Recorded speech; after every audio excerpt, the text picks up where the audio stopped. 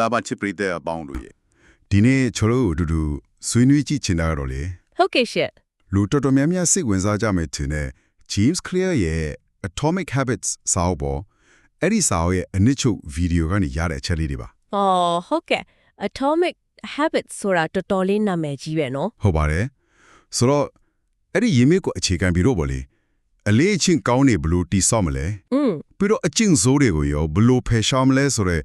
့လက်တွေ့ကြတဲ့နီးလန်းတွေကိုအတူတူလိလာအကြည့်ကြတာပေါ့ ကောင်းပါရဲ့ရှင့်ဒီဆွေးနွေးမှုရဲ့အဓိကရွေချက်အားလေအဲ့ဒီအနစ်ချုပ်ထဲကအရေးကြီးဆုံးအချက် ဟုတ်ကဲ့ တကယ်အသုံးဝင်မဲ့အသိပညာအနစ်တာရတွေကိုထုံနှုတ်ပြီးတော့လေနားထောင်တဲ့သူတွေနားလည်လွယ်အောင် ဟုတ် ပြီးတော့လက်တွေ့ပြန်သုံးလို့ရအောင်တင်ဆက်ပေးဖို့ပါပဲအထူးသဖြင့်ကတော့တေးသေးလေးလို့ထင်ရတဲ့အပြောင်းလဲတွေကလေ အေး အသေးဖွဲလေး ဟုတ်တယ်ကျွန်တော်အဲ့ဒီထဲမှာစိတ်ဝင်စားမိတာတစ်ခုကအဲ့ဒီသေးငယ်တဲ့တိုးတက်မှုတွေရဲ့စွမ်းအားပဲ ဟုတ်တယ် နေတိုင်း1% လေးပဲပိုကောင်းအောင်လုပ်သွားမယ်ဆိုရင်ပေါ့ ဟုတ်ကဲ့ တစ်နှစ်လောက်ကြာသွားရင်အရင်ကတည်းကအများကြီးတိုးတက်သွားနိုင်တယ်ဆိုတာလေ မှန်ပါပဲ အဲ့ဒါကရိုးရှင်းတယ်လို့နဲ့တော်တော်အားရှိစေတယ်ဒါပေမဲ့တကယ်တမ်းကြာတော့လူတွေကဒါကိုအရေးမလုံးမိကြဘူး ဟုတ်တယ်ဟုတ်တယ် ဟိုကြီးကြီးမားမားပြောင်းလဲမှုကြီးကိုပဲမျှော်နေတဲ့ကြတာလေဒီအချက်ကနေစကြည့်ကြမလား ကောင်းတဲ့အစာပြုံးမှုပါပဲအဲ့ဒီ1%ပိုကောင်းခြင်းဆိုတာကလေတကယ်တော့အစွမ်းထက်တယ် ဟုတ် ချစ်ချင်းလည်းငယ်ကြီးရလာမမီရတော့လူတွေက short တက်ကြတာပေါ့နော် ဟုတ်ကဲ့ ဒါပေမဲ့တင်ချလို့တွက်ကြည့်ရင်တော့နေတိုင်း1%တိုးတက်တာကတစ်နှစ်ပြီးတဲ့အခါမူလထက်38ဆလောက်နီးနီးပိုကောင်းသွားနိုင်လေ အော်38စာ ဟုတ်တယ်ပြောင်းပြန်ဆိုရင်တော့ နေတိုင်း1%ဆိုတော့ကြည့် ဟုတ် ဒီနေ့အစောမှာတူညာနာကိုကတ်သွားရော ဟာကြောက်စရာပဲ အဲ့ဒါလေ့ကျင့်တဲ့စူပေါင်းအယိုးသက်ရောက်မှုပေါ့ compounding effect လို့ခေါ်တာလေ ဟုတ်ကဲ့ဟုတ်ကဲ့ အသေးလေးတွေကအချင်းကြလာတော့အင်အားကြီးလာတာ ဒါဆိုရင်ဒါကလူတွေပန်းတိုင်ချမှတ်တဲ့ပုံစံနဲ့သွားဆက်နေပြီပေါ့ ဟုတ်ပါတယ် များသောအားဖြင့်ပန်းတိုင်အကြီးကြီးတွေပဲထားတတ်ကြတယ်လေဒီနေ့တည်းစာအုပ်90ဖတ်မယ်လို့ ဟုတ်ကဲ့ ကီလို20ချမယ်လို့ပေါ့ဒါပေမဲ့ဒီအနစ်ချုပ်ကလေးပြောထားတာကအောင်မြင်မှုကပန်းတိုင်ကြီးပဲမဟုတ်ဘူး ဟုတ်ကဲ့ အဲ့ဒီပန်းတိုင်ရောက်ဖို့နေ့တိုင်းလုပ်ရမယ့် system တွေအဲ့ဒီ systems တွေတိစောက်ဖို့ကပိုအရေးကြီးတယ်ဆိုလိုတာလား အတိအကျပဲပန်းနိုင်ကအရင်မကြီးဘူးလို့ပြောရတာမဟုတ်ဘူးနော် ဟုတ်ကဲ့ သူကလာရဖေးတာဥတီချက်ပေါ့ ဟုတ် ဒါပေမဲ့တကယ်နေတိုင်းတူးတက်တာကိုလုပ်ပေးတာရေရှည်အောင်မြင်မှုဖြစ်စေတာအဲ့ဒီစနစ်ဒီပဲ စဉ်းစားကြည့်လေပန်းနိုင်ရောက်တဲ့သူရောမရောက်တဲ့သူရောပန်းနိုင်တော့ထားခဲ့ကြတာပဲလေ ဟုတ်တာပေါ့ ဘာကွာဝါလဲဆိုတော့အဲ့ဒီပန်းနိုင်စီနေတိုင်းပို့ပေးမဲ့ခိုင်မာရဲ့စနစ်ရှိလားမရှိလားပဲ မှန်လိုက်တာ စနစ်ကောင်းတစ်ခုသာရှိနေပန်းနိုင်မရောက်သေးရင်တော့တိုးတက်မှုကတော့ရှိနေမှာပဲလေ ဟုတ်ကဲ့ အဲ့ဒါကြောင့်ပန်းနိုင်ကိုပဲဖိဆွဲနေတာထက်အဲ့ဒီစနစ်တွေကိုအာယုံစိုက်ပြီးကောင်းအောင်လုပ်ဖို့ကပိုထိရောက်တာပေါ့ ဒီချက်ကတော်တော်လေးအတွေ့ပွားစရာပဲနောက်ထပ်အရေးကြီးတဲ့ထင်တာတစ်ခုကကိုယ့်ရဲ့ကိုယ်ပိုင်လက္ခဏာ identity ကိုပြောင်းဖို့ပြောတာလေ identity change ဟုတ်ပါတယ် ဆိုလိုတာကအလေးချင်းတစ်ခုကိုလောက်တာထက်အဲ့ဒီအလေးချင်းရှိတဲ့လူဖြစ်သွားအောင်ကိုယ့်ကိုခံယူလိုက်ဖို့ဆိုတဲ့သဘောလား ဟုတ်ပါတယ် ဥပမာငါစာဖတ်ရမယ်လို့တွေးတာထက်ငါကစာဖတ်တဲ့သူပဲလို့မြင်လိုက်တာမျိုးဒါကဘယ်လိုမျိုးလဲပိုလွဲလို့လား အဲ့ဒါကအလေးချင်းပြောင်းလဲခြင်းရဲ့အနက်ချိန်တုံးအပိုင်းလို့ပြောလို့ရတယ်ရှင် ဟုတ်ကဲ့ ကျမတို့ရဲ့အပြုအမူတွေကများသောအားဖြင့်ကိုဘယ်လိုသတ်မှတ်ထားလဲဆိုတော့အဲ့ဒီ identity နဲ့ကိုက်ညီအောင်လုပ်လို့ရှိရယ် အော်ဟုတ် ကိုကျမရဲ့လိုက်စားတဲ့သူလို့မြင်ထားရင်အထီးရွက်ဆိုင်ဖို့ကြို့လေ့ကျင့်ကလုပ်ဖို့လို့ဆုံးဖြတ်ရတာပိုလွယ်သွားတော့ ဟုတ်ပြီ ဘာလို့လဲဆိုတော့ဒါကကျမရဲ့လိုက်စားတဲ့သူလုပ်တဲ့အလုပ်ဖြစ်နေလို့လေ အင်းပေါ့ အလေးချင်းတစ်ခုကိုလုံးယုံတက်ဆိုရင်ကြာရင်ပြတ်သွားနိုင်တယ် ဟုတ် ဒါပေမဲ့ကို identity နဲ့တွားချိလိုက်ရဲ့အဲ့ဒီအပြုအမူကကိုဘယ်သူလဲဆိုတဲ့အစိမ်းပိုင်းဖြစ်သွားတော့ အော် အဲ့ဒီလိုကိုပိုင်လက္ခဏာအခြေခံနဲ့ပြောင်းလဲမှုကပိုပြီးလို့တည်တတ်နေလေခိုင်မြဲတယ် အဲ့ဆိုရင်ကိုဖြစ်ချင်တဲ့လူပုံစံကိုအရင်စဉ်းစားပြီးမှအဲ့ဒီလူကဘလို့အကျင့်မျိုးတွေလုပ်မလဲလို့စဉ်းစားမှာပေါ့ ဟုတ်ပါတယ်အဲ့ဒီလိုချင်းတတ်ရမှာ ကောင်းပြီဗျဒီအခြေခံအယူအဆတွေကစိတ်ပိုင်းခိုင်ရအခြေခံတွေပေါ့နော် ဟုတ်ကဲ့ အခုလက်တွေ့လုပ်လို့ရမယ့်နည်းလမ်းတွေအဖြစ်အမှုပြောင်းလဲခြင်းနေရာမှာလေ့ကျက် follows or behavior change အဲ့ဒါလေးစစ်ကြည့်အောင်ပထမတစ်ချက်ကထင်းရှားပေါ်လွင်စေပါ make it obvious ဒါဘာကိုဆိုလိုတာလဲဗျ ဒီနေရာမှာကအလေးအကျင့်အများစုကလည်းတဲလွန့်စာတစ်ခုခုကနေစတယ်ဆိုလဲအချက်ပေါ်မှာအခြေခံထားလာ Q လို့ခေါ်တာပေါ့ ဟုတ်ကဲ့ Q ကျမတို့ပတ်ဝန်းကျင်မှာကအဲ့ဒီ Q တွေအများကြီးပဲအဲ့ဒါလေးကကျမတို့အပြုအမူတွေကိုမတိစိတ်ကနေလှုံ့ဆော်ပေးနေတာဆိုတော့အလေးအကျင့်ကောင်းတစ်ခုကိုလှုပ်ဖြစ်ခြင်းရဲ့အဲ့ဒီအကျင့်ကိုတတိယစေမဲ့ Q တွေကိုကိုပတ်ဝန်းကျင်မှာမြင်ထားအောင် ဟုတ် လဲလဲမိအောင်တမင်ဖန်တီးထားဖို့လိုတယ်ဆိုတဲ့သဘောပါ ဟိုပါဥမာပြောရရင်မနက်လေ့ကျင့်ခန်းလုပ်ချင်ရင်ညာအိတ်ခါနဲ့အဝတ်စာချုပ်ထိုးထားတာမျိုး ဟုတ်တယ်ဟုတ်တယ် ဒါမှမဟုတ်ကျမတာစားခြင်းရအတီးတွေကိုစားပွဲပေါ်မြင်တောင်တင်ထားတာမျိုးပေါ့ မှန်ပါတယ်အဲ့ဒါကိုပေါ့ဝန်းကျင်ကိုကိုယ့်အတွက်အလုပ်လုပ်ခိုင်းလိုက်တာပဲ ဟုတ်ကဲ့ အဲ့ဒါအပြင် implementations intentions ဆိုတာလေးရှိသေးတယ် implementations intentions ဟုတ်ဒါကဘေးချင်းဘေးနေရာမှာဘေးအဖြူမှုကိုလုပ်မယ်ဆိုပြီးကြိုတင်တိတိကျကျသတ်မှတ်ထားလိုက်တာ ဩ ဥပမာမနက်9နာရီမိဖို့ချောင်ထင်းမှာရေတစ်ခွက်တောက်မယ်လို့သတ်မှတ်တာကရေများများတောက်မယ်ဆိုတဲ့ရေပြွေစံသားတဲ့လှုပ်ဖြစ်ဖို့အများကြီးပိုများစေတယ် ပိုရှင်းလင်းပေါ်တာကော ဟုတ်တယ်ဥနောက်ကရှင်းရှင်းလင်းလင်းလမ်းညွှန်ချက်ရသွားတာ not က habit stacking ဒါလည်းတော့လက်တွေ့ကြတယ်နော် ဟုတ်ကဲ့ ရှိပြီးသားအကျင့်တစ်ခုကိုအသစ်လုပ်မဲ့အကျင့်တွေ queue အဖြစ်တုံးလိုက်တာ ဟုတ်ပါတယ် ဥပမာမနက် coffee တောက်ကြည့်တိုင်းနာမီနစ်တရားထိုင်မယ်ဆိုတာမျိုးပေါ့ အေးအဲ့ဒီလိုမျိုး ဒါဆိုအသစ်လုပ်မဲ့အကျင့်တွေတီးတန့်အချင်းပေးနေစရာမလိုပဲရှိပြီးသားအစီအစဉ်တွေထည့်လိုက်တယ်လို့ပဲ ဟုတ်ပါတယ်ရှိပြီးသားအကျင့်ကခိုင်မာနေတော့လေ ဟုတ်ကဲ့ အဲ့ဒီအပေါ်မှာအကျင့်တစ်ကိုတိဆောက်ရတာပိုလွယ်သွားတာပေါ့ဒါဒီအားလုံးကအလေးအကျင့်ခေါင်းရဲ့ cue တွေကိုထင်ရှားအောင်လုပ်တဲ့နည်းတွေပဲ ကောင်းပါပြီဒါဆိုဒုတိယနေရာမှာဆွဲဆောင်မှုရှိစေပါတဲ့ make it attractive ပေါ့ ဟုတ်ကဲ့ အလေးအကျင့်တစ်ခုကိုလုတ်ချင်လာအောင်ဘယ်လိုဆွဲဆောင်မှုရှိအောင်လုပ်မလဲ ခါတယ်လုတ်တင်မှန်တိပဲမဲ့လုတ်ချင်စိတ်မရှိတာရှိတယ်လေ ရှိတာပေါ့ဒါကလူသဘာဝရဲ့အခြေခံဆွဲဆောင်မှုတစ်ခုဖြစ်တဲ့ sulap reward နဲ့ဆက်စပ်နေတာပေါ့ ဟုတ် reward ကျမတို့ဥနောက်က dopamine ဆိုတဲ့တတ်တစ်မျိုးထုတ်ပြီးဟော sulap ရနိုင်ကြီးရှိတဲ့အပြုအမူတွေကိုလုပ်ဖို့တွန်းအားပေးတယ် အင်းဒါကြောင့်ကိုလုတ်ချင်တဲ့အလေးအကျင့်ကိုဦးနောက်ကစုလာတစ်ခုလုံးမြင်လာအောင်လုပ်ပေးရမယ်နီလန်တစ်ခုက temptation bundling temptation bundling ဟုတ်ကိုအရန်လှုပ်ချင်တဲ့အရာတစ်ခုဥပမာကိုကြိုက်တဲ့ TV show ကြည့်တာမျိုးပေါ့ ဟုတ်ကဲ့ အဲ့ဒါကိုလှုပ်တဲ့တီးတဲ့အလေးအကျင့်တစ်ခုဥပမာလေ့ကျင့်ခန်းလုပ်တာနဲ့တွားချိတ်လိုက်တာ အော်ဆိုလိုတာကကိုကြိတ်တဲ့ Netflix series ကို treadmill ပေါ်မှာလက်လျှောက်ညမဲ့ကြည့်မယ်ဆိုပြီးတတ်မှတ်လိုက်တာမျိုးလား အဲ့ဒီလိုမျိုးဟုတ်ပါပဲ အဲ့ဒါဆိုလေ့ကျင့်ခန်းလုပ်ရမှာကိုပို့ပြီးတော့မျောလင်းမိမှာပေါ့ ဟုတ်တယ်လေလိုချင်တဲ့ဆူလာ TV ချီတာကိုရဖို့လှုပ်တဲ့အလုပ်လေ့ကျင့်ခန်းကိုအရင်လောအောင်ဖန်တီးလိုက်တာ ဟုတ်ပါပြီ နောက်တနည်းကတော့လူမှုပတ်ဝန်းကျင်ရဲ့စွမ်းအားကိုသုံးတာ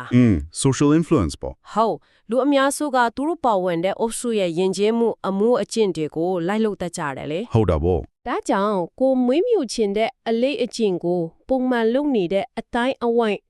ဥပမာစာဖတ်အသင်းတို့ချင်တော်တဲ့အဖွဲတို့ထဲဝင်လိုက်ရင်အဲ့ဒီအကျင့်ကပိုဆွဲဆောင်မှုရှိလာရော အော်ဟုတ်ကဲ့ ဘာလို့လဲဆိုတော့ဒါကကိုယ့်အဖွဲသားတွေလုပ်နေတဲ့ပုံမှန်အရာဖြစ်သွားလို့ပဲ ဒါပြင်ကိုယ့်ရဲ့စိတ်နေသဘောထားပြောင်းတာကတော့အရေးပါမလား အရေးပါတာပေါ့ ဥပမာငါလေ့ကျင့်ခန်းလုပ်ရအောင်မယ်ဆိုတဲ့ဝင်းထုတ်ဝင်းပူလို့ခံစားခြင်းမျိုးမဟုတ်ပဲနဲ့လေ ဟုတ်ကဲ့ ငါခန္ဓာကိုယ်ကျူးဆိုင်ဖို့စွမ်းရင်တိုးတက်ဖို့လေ့ကျင့်ခန်းလုပ်ခွင့်ရတာကံကောင်းတာဆိုတဲ့အခွင့်အရေးလို့မြင်တာမျိုး အဲ့ဒါအရန်ကောင်းမဲ့အချက်ပဲအလေးချက်အပေါ်ထားတဲ့အမြင်ကိုအကောင်းဘက်ကနေပြန်ပုံသွင်းတာပေါ့ reframing လုပ်တာ ဟုတ်ကဲ့ reframing အဲ့ဒါကအဲ့ဒီအချင်းကိုစိတ်ပိုင်းဆိုင်ရာအရာပိုဆွဲဆောင်မှုရှိသွားစေတယ်အကျိုးကျေးဇူးတွေကိုအာယုံစိုက်ပြီးလုပ်ရတာကိုပျော်စရာအခွင့်အရေးတစ်ခုလို့ဖြစ်အောင်စိတ်ထဲမှာပြင်ထားတော့လူချင်းစိတ်တိုးလာတာပေါ့ ကောင်းပြီဗျ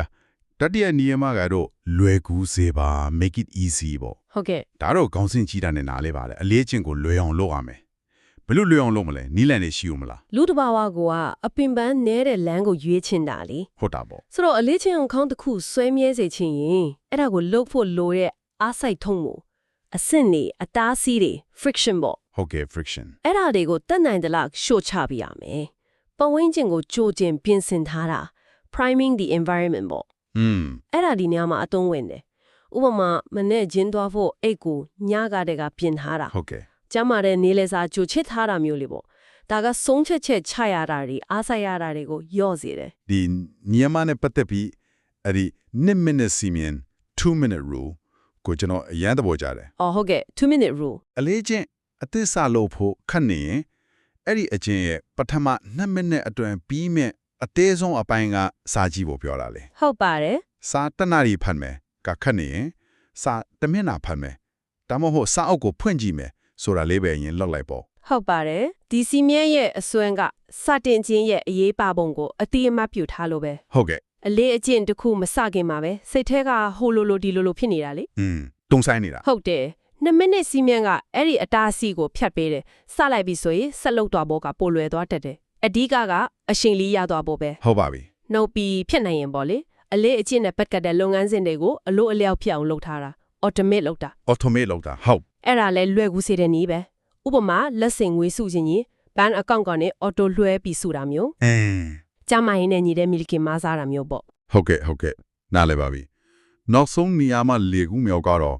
ကျင်းနှက်ဖွယ်ဖြစ်စေပါရဲ့ make it satisfying ဟုတ်ကဲ့ ဆိုလိုတာကအလေးချင်းလုပ်ပြီးရင်ကောင်းတဲ့ခံစားမှုကျင်းနှက်မှုချက်ချင်းရအောင်လုပ်ရမယ်ပေါ့ ဟုတ်ပါတယ် ဒါမဲ့လေအလေးချင်းကောင်းတို့များများရဲ့အကျိုးကျေးဇူးကချက်ချင်းမရတာဥပမာ gym သွားတာတို့ ဟုတ်တယ် ကျမအောင်စားတာတို့ပေါ့အဲ့ဒါကိုဘလို့ကျင်းနှက်အောင်လုပ်မလဲ ဒါကရဲအရေးကြီးတဲ့အချက်ပဲရှင်ကျမတို့ဦးနောက်က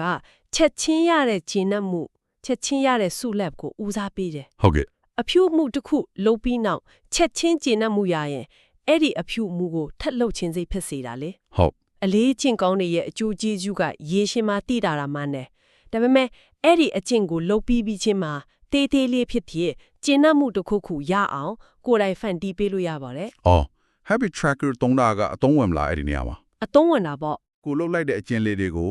ပြက်ကတင်မှာအမှန်ချစ်လေးချစ်သွားတာမျိုးလေး ဟုတ်ပဲ အဲ့ဒီအမှန်ချစ်လိုက်ရတဲ့အခိုက်အတန့်ကကျင်းနှက်မှုတေးသေးလေးတစ်ခုလို့ဖြစ်နိုင်တယ်နော်ကွင်းဆက်မပြတ်အောင်လေလှုပ်ချင်စိတ်ပေါက်စေတယ် သိချပါတယ် habit tracking ကကိုယ်တိုးတက်မှုကိုမျက်မြင်တွေ့နေရတဲ့သက်သေပဲလေ ဟုတ်ကဲ့ အဲ့ဒီအမှန်ချစ်လေးတွေစက်တိုက်ဖြစ်နေရမြင်ရတာကစိတ်ကျေနပ်မှုပေးတယ်ပြီးတော့အဲ့ဒီကွင်းဆက်ကိုမပျက်စီးချင်တဲ့စိတ်ကြောင့်ဆက်လုပ်ဖို့တွင်းအားလည်းဖြစ်စေတယ် နောက်ပြီး James Clear ကဘယ်တော့မှနှစ်ခါစက်တိုက်မလွတ်စင်နေဆိုတာကိုအလေးပေးတယ် never miss twice ပေါ့ okay never miss twice လူပဲလေတခါတလေအကြောင်းမျိုးကြောင့်တရားလွတ်သွားနိုင်တယ် ဟုတ် ဒါပေမဲ့အရေးကြီးတာကနောက်တစ်ရက်မှာချက်ချင်းပြန်စားဖို့ပဲတစ်ရက်လွတ်တာကသွေးချေမှုလေးပဲနှစ်ရက်ဆက်တိုက်လွတ်သွားရင်တော့အချင်းဆိုးအသေးရဲ့အစာချက်သွားနိုင်တယ်လို့သူပြောတာ အော်ဒါလည်းအရေးကြီးတာပဲ accountability partner တို့ habit contract တို့ကတော့ဒီကျင်းနှက်မှုမကျင်းနှက်မှုအပိုင်းမှာဘလို့အသုံးဝင်မလဲ accountability partner ဆိုတာကကိုလုံးနေတဲ့အလေးချင်းတွေအကြောင်းတိုးတက်မှုတွေအကြောင်းပုံမှန်ပြောပြရမယ်အတိပေးအားပေးရမယ်တငယ်ချင်းဂျမမဟုတ်တယောက်ယောက်ရှိတာမျိုးပေါ့ ဟုတ်ကဲ့ ကိုလှုပ်ထားတဲ့ကတိကိုတခြားတယောက်တီးနေတယ်ဆိုတဲ့အတိကကိုကိုပိုပြီးတာဝန်ခံမှုရှိစေတယ် ဟင်းပေါ့ habit contract ကတော့ပိုတင်းကျပ်တဲ့နည်းလမ်းပေါ့ ဟုတ် ကိုအလေးချင်းနဲ့ပတ်သက်ပြီးသတ်မှတ်ချက်တွေလိုက်နိုင်ရင်ပါစုရမယ်မလိုက်နိုင်ရင်ပါတန်ကြီးပေးရမယ်ဆိုတာတွေစာနဲ့ပင်နဲ့သဘောတူထားတာ အော်စာချုပ်လို့မျိုး ဟုတ်တယ်ဥပမာမလုပ်မီရင်တငယ်ချင်းကိုပတ်စံပေးရမယ်ဆိုတာမျိုးပေါ့ဒါကအလေးချင်းမလုပ်မီရင်ဖြစ်လာမယ်မကောင်းတဲ့အကျိုးဆက် unsatisfying consequence ပေါ့ ဟုတ်ကဲ့ အဲ့ဒါကိုချက်ချင်းဖြစ်စေပြီးတော့အဲ့ဒီအပြုမှုကိုရှောင်ဖို့တွန်းအားပေးတာ အခုဆိုရင်အလေးချင်းကောင်းတီတိဆောက်ဖို့နိယမလေးချက် obvious attractive easy satisfying ပေါ့အသေးစိတ်ဆွေးနွေးပြီးပြီ ဟုတ်ကဲ့ ဒါဆိုရင်လူတိုင်းလို့ကြုံနေရတဲ့အချင်းစိုးတွေကိုဖယ်ရှားဖို့အတွက်ကတော့ဘယ်လိုလုပ်ရမလဲဒီနိယမတွေကိုပြောင်းပြန်လန်လိုက်ရုံပဲလား အခြေခံကတော့ဟုတ်ပါတယ်ရှင်အလေးချင်းကောင်းတိဆောက်ဖို့ညမလီးချက်ကိုပြောင်းပြန်လန်လီအချင်းဆိုးတဲ့အတွက်တုံးရုံပါပဲတိုးတိုးနဲ့လိုရင်းပြောရင်တော့လी ဟုတ်ကဲ့ တဲ့မမြင်တာအောင်လုပ်ပါ make it invisible ပေါ့အချင်းဆိုးဖြီးစေတဲ့ cue တွေကိုကိုယ်ပဝင်းချင်းကဖယ်ရှားလိုက်ပါဥပမာဖုံးရမ်းသုံးရင်ဖုံးကိုအန်ဆွဲတဲ့ထည့်ထားတာမျိုးပေါ့ နှစ်ဆွဲဆောင်မှုမရှိအောင်လုပ်ပါ make it unattractive အချင်းဆိုးရဲ့မကောင်းတဲ့အကျိုးဆက်တွေကိုပဲအာရုံစိုက်ပါဥပမာစိတ်လက်တောက်ရင်ကျမကြီးဘယ်လောက်ထိခိုက်လဲဆိုတာခဏခဏတွေးတာမျိုးပေါ့ ဟုတ်ကဲ့ ခက်ခဲအောင်လုပ်ပါ make it difficult အကျင့်ဆိုးကိုလုပ်ဖို့ကြားထဲမှာအဆင့်တွေအတားအဆီးတွေတမင်ဖန်တီးလိုက်ပါ social media သုံးကြရင်ခဏခဏ log out လုပ်ထားတာမျိုးပေါ့ friction ကိုတိုးလိုက်တာ အော်ဟုတ်ပြီ လေးကျေနပ်မှုမရှိအောင်လုပ်ပါ make it unsatisfying အကျင့်ဆိုးလုပ်မိတိုင်းကိုယ့်အတွက်ချက်ချင်းမကောင်းတဲ့အကျိုးဆက်တစ်ခုခုဖြစ်အောင်စီစဉ်ပါ accountability partner ကိုပြောကြရမယ်ဆိုတာမျိုးဒါမှမဟုတ်ကိုယ်တိုင်သတ်မှတ်ထားတဲ့ဒဏ်ကြီးပရိဟိတကိုငွေလူမဲ့ဆိုတာမျိုးပေါ့အဲ့ဒါအကျင့်ဆိုးလုံးမိတဲ့အခါရတဲ့ကျေနပ်မှုကိုရော့စေပြီးထပ်မလုပ်ချင်အောင်တားပေးနိုင်ပါတယ် အားလုံးပြန်ခြုံကြည့်လိုက်ရင်ဒီ atomic habits အနစ်ချုပ်ကရတဲ့အချက်တွေကတကယ်လက်တွေ့ကြပြီးတော့အားတက်စရာနေလမ်းတွေချီးပဲနော် ဟုတ်ကဲ့ဟုတ်ကဲ့ ဒီနေ့ဆွေးနွေးခဲ့တာတွေကိုအနစ်ချုပ်ပြန်ကောက်ရရင်အဓိကတော့အဲ့ဒီနေ့စဉ် 10% total မိုးလေးတွေရဲ့စူပေါင်းဆွမ်းအား ဟုတ်ပါတယ် ပြီးတော့ပန်းတိုင်ထက်စနစ်တိဆော့ခြင်းရဲ့အရေးပါပုံ ဟုတ်ကဲ့ ကို identity ပြောင်းလဲခြင်းကရေရှည်တည်တံ့စေပုံပြီးတော့နိယမ၄ချက် obvious attractive